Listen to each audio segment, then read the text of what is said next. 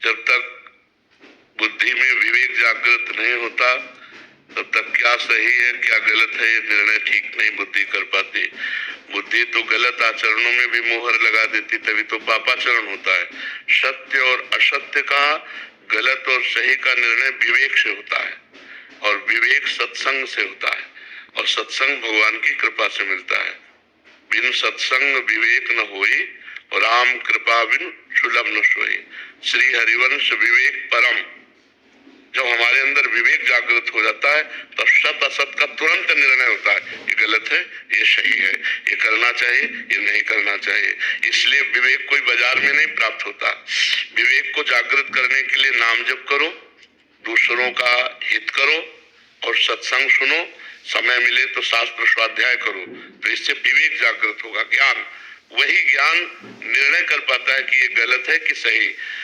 और जब तक भजन नहीं होगा तो निर्णय भी हो जाने पर भी आप टिकोगे नहीं, आप गलत में फिसल जाओगे।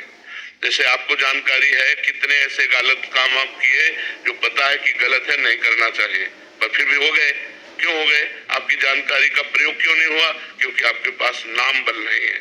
श्री हरिवंश नाम बल लहो, अपने मन भाई सब कहो, रहो शरण हरिवंश की।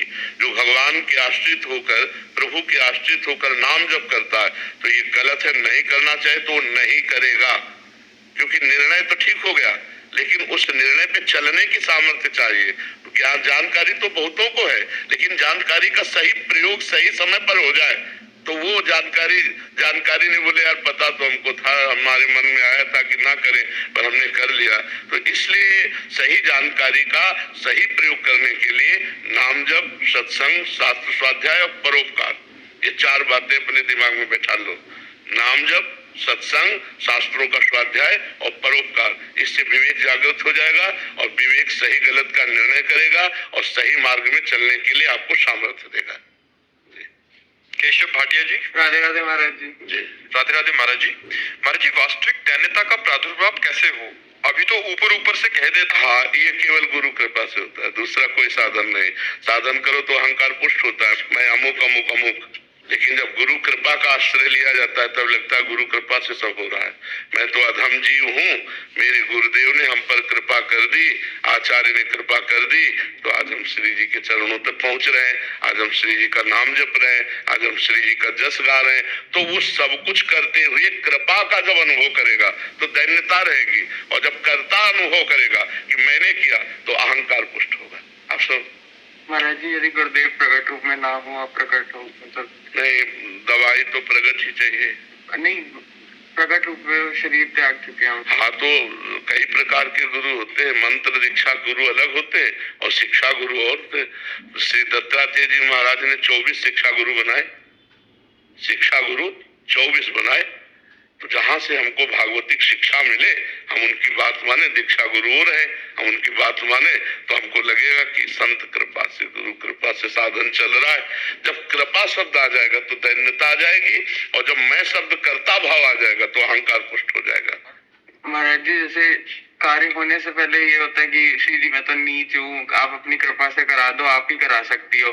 पर जब कार्य हो जाता है तो फिर आ जाता है ये तो मैंने ही कर लिया, तो ये काटता हूँ, लेकिन जब बार बार फिर वो देखो, जब तक अंतःकरण पवित्र नहीं होगा तब तक ये नाटक तो चलता ही रहेगा दैन्यता का। और जब अंतःकरण पवित्र हो जाता है, जैसे जिस वृक्ष की डाली में अधिक फल लग जाते हैं तो झुक जाती है। तो तृणादपि सुनीचेन तरोरु सहिष्णुना अमानिना मान देन कीर्तनीया सदा हरि। सबसे छोटा जो बन जाता है वही दैन्य होता है। कब दिखाई देगा? जब सब में अपने इष्ट दिखाई देंगे। सर्वानुवस्तुतया निरीक्ष परम स्वाराध्य बुद्धिर्मम। जब मेरे इष्ट देव राधा वल्लभ लाल सब में विराजमान है तो हम उनके सेवक हैं, तो हमारे अंदर दैन्यता है, सब में मेरे प्रभु है, सब में। और जब तक प्रभु सब में नहीं दिखाई देते तब तक बनावटी दैन्यता होती नहीं। असली दैन्यता में यही आएगा, प्रभु देखो अभी तक तो हम ही कहते थे कि हम पामर अधम है, आज गवाही मिल गया, और जिसकी गवाही पक्की हो तो अब तो कृपा कर दो ना। वो दोष नहीं देखेगा, वहाँ गुण भाव देखेगा कि इसने हमें सपोर्ट किया और भगवान के हमें कृपा पात्र बना। ये दैन्यता, पर ये दैन्यता बाजार में नहीं मिलती, ये गुरु कृपा से ही आती है। जब हमें हर समय गुरु कृपा का भाव रहेगा तो दैन्यता आ जाएगी कि कितनी कृपा है, ये गुरु कृपा है, मूकम करोति वाचालम पंगुम लंघयति। हर जगह कृपा ही कृपा दिखाई दे। तो हमारे शरीर की सामर्थ्य एक कदम चलने की नहीं, कृपा। तब कृपा का अनुभव होता है जब हम विपत्ति में होते हैं, संकट में होते हैं, फिर भी हम दुखी ना हो, हम घबराए नहीं, तब लगता है तो भगवान की कृपा है, उन्हीं की कृपा से सब होता है। वास्तविक कृपा से हो रहा है। कठपुतली बाहर बढ़िया नाच रही है, वो अपने को समझे कि मैं बहुत बढ़िया नाच रही, तो नहीं भैया, पर्दे के पीछे अंगुलियां चल रही किसी और की। तो उमादार जोशित की नाई समय नचावत राम गोसाई। जैसे कठपुतली नहीं नाचती, ऐसे भगवान चराचर जगत को नचा रहे हैं, तो उन्हीं के अनुसार हम नाच रहे हैं। और कर्ता भाव होने के कारण फिर हमें भोगना पड़ता है शुभ अशुभ का। अगर हम ऐसे अकर्ता हो जाए तो फिर कोई भी बंधन उसे छू नहीं सकता। तो ये स्थिति होती है। महाराज जी, यदि ये काटते जाएगी, जब मन बोले कि तूने किया तो काटते जाएंगे, नहीं नहीं। हाँ, ये तो काटना ही है, पर नाम जब चलता जाए, केवल काटने से नहीं रुकेगा। नाम जब मतलब हमारे पास डिलीट करने का, हर प्रोग्राम डिलीट करने का नाम है। अगर नाम नहीं तो वो प्रोग्राम, जैसे ये क्यों ऐसा आ रहा है, तो वो पुष्ट हो रहा है। द्वेषात्मक चिंतन हो रहा है ना, या रागात्मक चिंतन हो रहा है। और जब राग न द्वेष, राधा राधा राधा श्री हरिवंश राधा वल्लभ श्री हरि, वो कट रहा है, वो कटता चला जाएगा। नाम प्रत्येक पल तुम्हारे मन को निर्मल करता जा रहा है। तभी तो गंदगी निकलती भजन के समय।